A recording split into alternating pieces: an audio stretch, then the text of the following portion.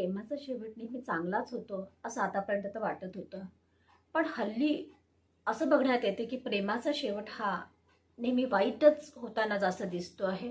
ह्यामागचं कारण काय? अशीच आजची एक घटना, धक्कादायक घटना घेऊन मी तुमच्यासमोर आलेली आहे. आणि आजची घटना आहे सोलापूरची, ज्याने पूर्ण महाराष्ट्र हादरून गेलेलं आहे. सोलापूरमध्ये बापू नावाचा 23 वर्षाचा मुलगा आणि सोनी 19 वर्षाची मुलगी, हे दोघंही राहत असतात. हे घराच्या अगदी आजूबाजूलाच राहणारे असतात आणि त्यांचं एकमेकांवरती प्रेमही असते. पण ही जी सोनी असते ती शाळेत शिकणारी असते आणि तो जो बापू असतो तो टवाळक्या करणारा असतो, दारू पिणारा असतो, जुगार खेळणारा असतो आणि असा नुसता वाह्यात माणूस असतो, मुलगा असतो असं म्हणायला हरकत नाही. आणि हिचं प्रेम म्हणजे सोनीचं प्रेम बापूसारख्या नालायक माणसावरती होते असंच आपण म्हणूया. पण सोनीचं मनापासून त्याच्यावरती प्रेम असते आणि त्याचंही असते. पण ती त्याला समजावून सांगते की बघ, तुला जर माझ्यासोबत लग्न करायचं असेल तर तुला ह्या सगळ्या गोष्टींना सोडून द्यावं लागेल. हे जे दारू पिणं आहे, हे जुगार खेळतोस तू, हे नुसतं टवाळक्या करत हिंडत फिरत राहतोस तू, हे सगळं तुला सोडून द्यावं लागेल. तर तो एका कानाने ऐकायचा आणि दुसऱ्या कानाने सोडून द्यायचा. आणि त्यांचं घर आजूबाजूलाच होतं. त्याच्या आईबाबांना पण ही गोष्ट माहीत होती आणि तिच्या पण आईबाबांना ही सगळी गोष्ट माहिती होती. तिच्या डोक्यामध्ये त्याच्यासोबत लग्न करण्याचा विचार होता. पण त्याच्या अशा सवयी होत्या की ती लग्न त्याच्यासोबत करूच शकत नव्हती. पण ह्याच्यातून इतकं काय भयंकर होते की अख्खं महाराष्ट्र, अख्खं सोलापूर हादरून गेलेलं आहे. नमस्कार, मी सुजाता, सोशल वर्कर सुजाता ह्या यूट्यूब चॅनलवरती तुमचं मनापासून स्वागत करते. समाजामध्ये अनेक आपराधिक घटना घडत असतात, त्यामुळे मन खूप दुःखी होते, कष्टी होते, घाबरून जाते. पण कुठल्या गोष्टीला घाबरायचं नसते, त्याला समोर जायचं असते, त्याला फेस करायचं असते. कारण रडायचं नसते, लढायचं असते. जनजागृती हा या कार्यक्रमाचा उद्देश आहे. तर ती मुलगी जी असते तिचं मनापासून त्याच्यावरती प्रेम असते. पण त्याचंही असते, त्यालाही लग्न करायचं असते, पण त्याला स्वतःमध्ये चेंजेस काही करायचे नसतात. त्याला दारू प्यायचं असते, त्याला जुगार खेळायचं असते, त्याला टवाळक्या करायच्या असतात. पण अशा घरी कोण मुलगी देणार? अशा मुलासोबत कोण आपल्या मुलीला लग्न करून देणार होते? म्हणून आईबाबांचा या गोष्टीला विरोध असतो. ती मुलगी म्हणजे ही घटना 2025ची आहे. त्यावेळेस ती मुलगी 18 वर्षाची होती. 1 वर्ष त्यांचं कसं तरी असं होतं, सुरू होतं त्यांचं. लहानपणापासूनच त्यांचं आजूबाजूला घर होतं, त्यामुळे एकमेकांच्या ते कॉन्टॅक्टमध्ये होते आणि त्यांचं ते प्रेम होतं, लहान वयाचं ते प्रेम होतं. पण त्या प्रेमासाठी बापू हा सुधरायला तयार नव्हता. तिच्या आईबाबांनी विचार केला की आता सोनीचं लग्न करून द्यायला पाहिजे. आता ही 18 वर्षाची झाली. तर सदर बाजार सोलापूरच्या गजबजल्या ठिकाणी हे लोक राहणारे लोक असतात आणि तिथलं जे वातावरण होतं तर तिथे मुलींचं लग्न लवकरच करावं असं तिच्या आईला वाटलं. आणि तिच्या आईने तिला समजवलं खूप. तिने म्हटलं की मला बापूसोबत लग्न करायचं आहे. तर तिची आई म्हणाली की तू अशा मुलासोबत लग्न करणार आहे ज्याला काही भविष्य नाही आहे, ज्याला जबाबदारी नाही आहे, तो नुसता पिऊन पडून राहतो, जो नुसता जुगार खेळतो आणि जो नुसता टवाळक्या करतो, अशासोबत तू तुझं आयुष्य घालवणार आहेस का? तुझं आयुष्य पण त्याच्यासारखंच वाईटच राहील ना. त्याला समजदारीच नाही आहे, त्याला काही करायचंच नाही आहे, तर तू अशासोबत कशी निभणार आहेस? तो तुझ्यासाठी काही करू शकत नाही, तो कमवू शकत नाही, तो फक्त टवाळक्या करू शकतो. अशा माणसासोबत तू लग्न करणार आहेस का? असं आईने तिला खूप समजवलं. ती पण समजली. तिने त्याला खूपदा म्हटलेलं की बघ,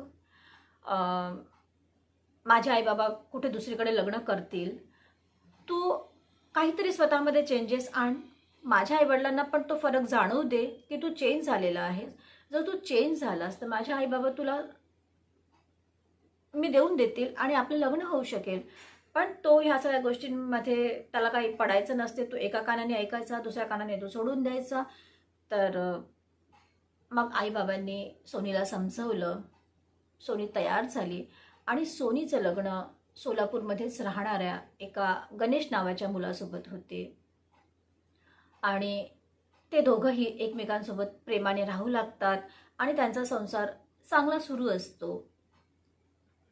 ही सोनी जी असते ती प्रेग्नंट होऊन जाते आणि ती सुरुवातीचे दिवस आपल्या नवऱ्यासोबतच राहते. ती तिच्या घरीच राहते. पण शेवटी म्हणजे 9वा महिना तिला लागला तर तिला असं वाटलं की मी आईकडे जाऊन राहायला पाहिजे, कारण तिला आता एक्स्ट्रा केअरची गरज होती आणि ती 19 वर्षाची होती. तिचं म्हणजे ती कमी वयाची असल्यामुळे तिला गरज होती कोणाची तरी आणि तिला डॉक्टरांनी रेस्ट सांगितलं होतं, तर म्हणून ती माहेरी रेस्ट करायला आलेली होती.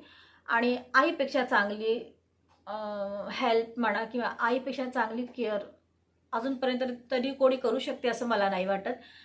म्हणून ती पण आईकडे आली असेल आणि आईने तिला छान सांभाळलं आणि छान तिची ती केअरही करत होती. पण 19 एप्रिलच्या दिवशी हा बापू असतो तो तर उन्हाळच असतो. टवाळक्या करणंच त्याला जमत होतं. त्याने एक स्पीकर आणला आणि तिच्या घराच्या समोर लावला. त्याने वस्तीतले सदर बाजारसारखा तो एरिया, गजबजलेला एरिया, जुना एरिया, तिथे जे लोक होते, छोटे छोटे बच्चे जे होते आजूबाजूला, त्या सगळ्यांना घेऊन तो तिथे आला आणि त्याने स्पीकर ऑन केलं आणि तो तिथे नाचायला लागला. सुरुवातीला आईला आणि मुलीला असं वाटलं की थोड्या वेळात हा बंद करून देईल आणि निघून जाईल आपल्या घरी. पण हळूहळू त्याने बंद तर नाहीच केलं, पण हळूहळू त्याने स्पीकरचा आवाज वाढवला.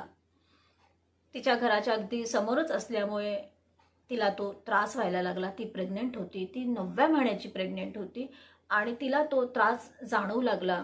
तिची आई बाहेर निघाली आणि तिने त्याला म्हटलं की बघ रे, आवाज थोडा कमी कर, सोनीला त्रास होतो आहे, ती प्रेग्नंट आहे हे तर त्याला दिसतच होतं, तिला त्रास होती आहे असं सांगितल्यावरही त्याने दुर्लक्ष केलं. मग ती सोनीची आई त्याच्या जवळ गेली. तो नाचत असताना त्याला थोडं बाजूला केलं आणि म्हटलं बघ रे, ती सोनी प्रेग्नेंट आहे आणि तिला हा एवढा त्रास, आवाजाचा खूप त्रास होतो आहे, ती रेस्टसाठी आलेली आहे, तिला त्रास होतो आहे, तर तू बंद करून दे. तो चिडला आणि त्याने तिला असं बाजूला ढकलून दिलं त्या आईला आणि तो तिला शिवीगाळ करू लागला की तू हे मला कसं काय सांगू शकतेस, मला जिथे जे करायचं असेल ते मी करेल, असं वगैरे तो बोलायला लागला. या दोघांचं जेव्हा भांडण जास्त वाढायला लागलं तेव्हा सोनी बाहेर निघाली. तिला मध्यस्थी करून हे भांडण संपवायचं होतं, तिला हा वाद वाढवायचा नव्हता. तर ती त्याच्या जवळ जाते आणि म्हणते की बघ रे, दूर कर हे स्पीकर, मला त्रास होतो आहे आणि आईला तू असं काय बोलू नकोस. त्याला खूप राग आला आणि त्याने म्हणजे तिच्या आईला तर सोडून दिलं, पण तो तिच्याकडे वळला आणि त्याने तिला चेहऱ्यावरती आणि हातावरती तिला चापट्याने मारायला त्यांनी सुरुवात केलेली की तू असं कसं मला सांगू शकतेस. आणि त्याच्या डोक्यामध्ये हे पण होतं ना की हिने मला लग्नाला नकार दिला आणि हिने मला लग्नाला कसं काय नकार दिला हे त्याच्या मनामध्ये होतंच. म्हणून त्याला ही संधीच बघायची होती आणि तिला धडा शिकवायचा होता, म्हणून त्याने हे सगळं कृत्य केलं होतं. घराच्या समोर स्पीकर आणलं होतं, लावलं होतं, जोराने आवाज केला होता आणि तो तिथे टवाळक्या करत होता, नाचत होता, छोट्या छोट्या बच्चांसोबत तो तिथे नाचणं, गाणं, हिंदळणं सगळं करत होता. तो कारण हेच होतं की तिला त्रास द्यायचा उद्देश होता त्याला आणि ती प्रेग्नंट होती हे त्याला दिसत असताना सुद्धा त्याने हा कट रचला आणि त्याला वाटत होतं ती बाहेर येईल आणि मी तिला सरळ करेल आणि त्याने तसंच केलं. त्याने इतकं मारलं त्या सोनीला, सगळं म्हणजे तिचा चेहरा, तिचं पोट आणि कुठल्याच गोष्टीला त्याने असं सोडलं नव्हतं. तो तिला मारतच राहिला कारण त्याच्या डोक्यामध्ये राग होता, नकार का दिला म्हणून. आणि त्याने एका हाताने तिचे केस पकडले आणि दुसऱ्या हाताने तिचे हात पकडले आणि जोराने तो तिला सगळं शक्तीनिशी तो तिच्या घराच्या जवळ जी भिंत होती त्या घराला त्याने जोराने आपटलं आणि तिचं डोकं फुटलं आणि तिच्यातनं असं रक्त पडायला लागलं. ती आधीच नाजूक 19 वर्षाची ती मुलगी, 9व्या महिन्याची प्रेग्नेंट, ती पोट सांभाळणार होती, ती स्वतःला सांभाळणार होती, काहीच ती करू शकत नव्हती आणि ती तिथेच कोसळली. ती तिथेच पडली आणि त्याला असं वाटलं, रक्त त्याने बघितलं आणि त्याला असं वाटलं की आता ही पडलेली आहे, तर तो उठून पळाला. तिची आई मध्यस्थी करण्याचा प्रयत्न करत होती. ती आली, मुलीला वाचवण्याचा तिने प्रयत्न केला, पण ती पण वयस्क होती. त्यामुळे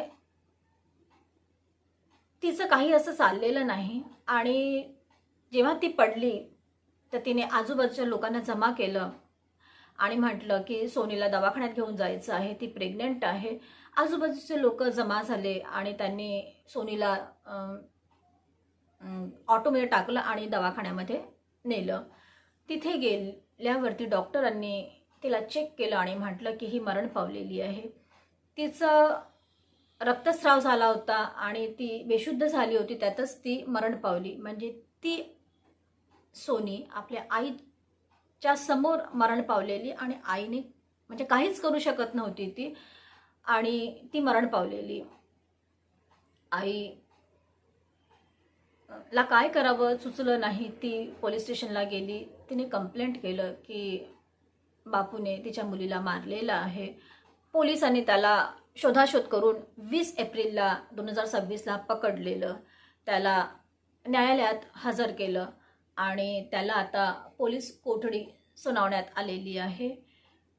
नकार पचवू शकला नाही तो आणि स्वतःमध्ये तो चेंजेस करू शकला नाही आणि जी एक मुलगी ज्याच्यावरती प्रेम करणारी होती, त्याला चांगला मार्ग दाखवणारी होती, ती मुलगी जेव्हापर्यंत त्याच्या सोबत होती तेव्हापर्यंत त्याला महत्त्व नव्हतं. पण ती जेव्हा दुसऱ्यांची झाली तेव्हा त्याला असं वाटलं की हिने मला नाही म्हटलं आणि ही माझ्या आयुष्यातून कशी काय जाऊ शकते, हा विचार त्याच्या डोक्यात आलं आणि त्याने तिला मारून टाकलं. पण तिच्या पोटामध्ये 9 महिन्याचं अर्भकसुद्धा होतं. तिच्या आईने तर फक्त तिच्या हत्येचीच सांगितलेलं की ह्याने हिला मारून टाकलेलं आहे. पण तिच्या पोटामध्ये जे 9व्या महिन्यातलं जे बाळ होतं, जे अर्भक होतं, तो पण तर मरण पावलेला आहे. त्याने एक नाही तर त्याने 2 हत्या केलेली ना. पण गुन्हा त्याच्यावरती एका हत्येचाच लागला, कारण तिच्या आईने मुलीला मारलेलं सांगितलं. पण तिथे 2 जीवाची हत्या झालेली आहे आणि तशा पद्धतीने हा खटला चालावा असे सोलापूरकर म्हणत आहेत आणि त्यांना पण ह्या गोष्टीचा खूप राग आलेला आहे आणि सगळ्यांना असं वाटते की या मुलाला हा तर टवाळक्या करणाराच होता. ह्या अशा मुलाला कठोरात कठोर अशी शिक्षा मिळावी असं सोलापूरकरांना वाटते आहे. ह्याबद्दल तुम्हाला काय वाटते कमेंट्स करून नक्की कळवा. तुम्ही पाहताय social worker Sujata, real crime stories, ज्यामध्ये सत्य आहे पण त्यावरती विश्वास ठेवणं कठीण आहे. परत भेटूया पुढल्या वळणावरती. तेव्हा आपण ते लाईक करा, कमेंट्स करा, शेअर करा आणि सबस्क्राईब तर कराच करा.